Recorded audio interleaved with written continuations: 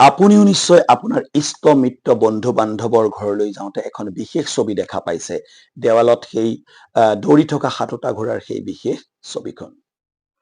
বহুতে সেই ছবিখন তৈলচিত্ৰ কৰি অংকন কৰাই আনি দেৱালত আঁৰি থয় আৰু বহুতে তাৰ প্ৰিন্টেড কপি কিনি আনি সুন্দৰকৈ বন্ধাই নিজৰ ঘৰৰ বিশেষ স্থানত তেওঁলোকে নিজৰ বিশ্বাস অনুসৰি ৰাখি থয়।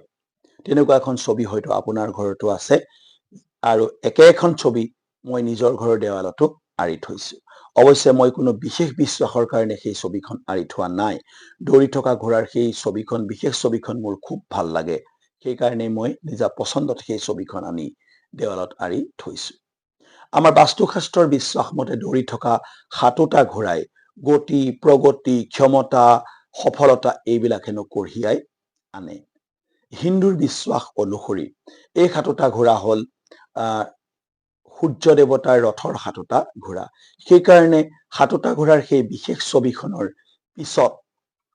পিছফালে উদিত বা অস্তমিত সূৰ্যৰ আভা দেখা পোৱা যায়। বহুতে আকৌ সেই ছবিখনৰ পিছফালে এখন ৰথো অংকন কৰে, অৰ্থাৎ সূৰ্য দেৱতাৰ সেই ৰথখন সাতোটা বলি ঘোঁৰাই টানি অনা সেই বিশেষ দৃশ্যটো।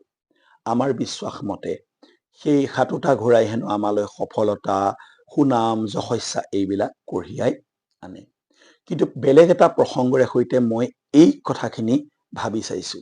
চাবচোন, যদিও সাতোটা ঘোঁৰাই আমাৰ সফলতা, আমাৰ যশস্যা, মান সন্মান এইবিলাক আমালৈ কঢ়িয়াই আনে বুলি বা ক্ষমতা কঢ়িয়াই আনে বুলি আমাৰ এক পুৰাতন বিশ্বাস আছে। যিহেতু আমি এখন ধৰ্মনিৰপেক্ষ দেশৰ মানুহ, আপোনাৰ যিখিনি বিশ্বাস তাক মই সন্মান কৰিব লাগিব আৰু মোৰ বিশ্বাসখিনিকো আপুনি সন্মান কৰিব লাগিব। কিন্তু বাস্তুশাস্ত্ৰৰ সেই নীতি নিয়ম নমনাকৈ যদি আমি সেই দৌৰি থকা সাতোটা ঘোঁৰাৰ এখন ছবি ড্ৰয়িং ৰুমত আঁৰি থৈ ভাবো যে সফলতা এদিন আমাৰ ওচৰলৈ নিজেই দৌৰি আহিব, সেই কথাটো বাৰু শুদ্ধ হবনে? নিশ্চয় সেই কথাটো শুদ্ধ নহব। কাৰণ আমাৰ গোটেই যি হিন্দু পৰম্পৰা, আমাৰ যি গীতা শাস্ত্ৰৰ বিধি বিধান, তাৰ নিয়মত লিখা হৈছে যে কৰ্মইহে প্ৰকৃত ধৰ্ম।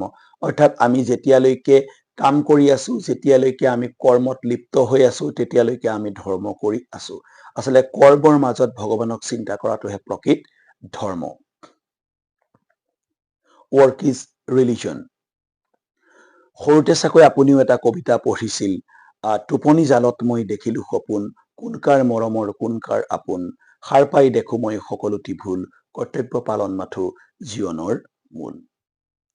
কথাখিনি মোৰ এইখিনি যে যদিও আমি সাতোটা ঘোঁৰাৰ সেই ছবিখন ঘৰৰ ড্ৰয়িং ৰুমত সজাই ৰাখিছো, কোনোবাই ভাল লাগি সজাই ৰাখিছে, কোনোবাই দৃষ্টিনন্দন বুলি সজাই ৰাখিছে, কোনোবাই ধৰ্মীয় বিশ্বাস বা বাস্তুশাস্ত্ৰৰ নিয়ম অনুসৰি সজাই ৰাখিছে, কোনোবাই সূৰ্য দেৱতাক ভাল পাই কাৰণে সজাই ৰাখিছে, কোনোবাই বেলেগ বিশ্বাসৰ কাৰণে সজাই ৰাখিছে। কিন্তু যিমানেই সেইবিলাক আমি নসজাও, যিমানেই তেনেকুৱা ছবি আঁৰি নথওঁ, প্ৰথম আৰু প্ৰধান কাম হ'ল আমাৰ কৰ্তব্য কৰি যোৱা। যেতিয়ালৈকে আমি কাম কৰি থাকিম, তেতিয়ালৈকে সফলতা আমাৰ ওচৰলৈ নিজেই দৌৰি আহিব। আৰু যেতিয়াই আমি কাম কৰা বন্ধ কৰি দিম, সাতোটা ঘোঁৰা নালাগে, লক্ষ ঘোঁৰায়ো আমাৰ ফালে সফলতাক টানি আনিব নোৱাৰে। Thank you very much. Please stay connected, keep watching our videos and don't forget to comment.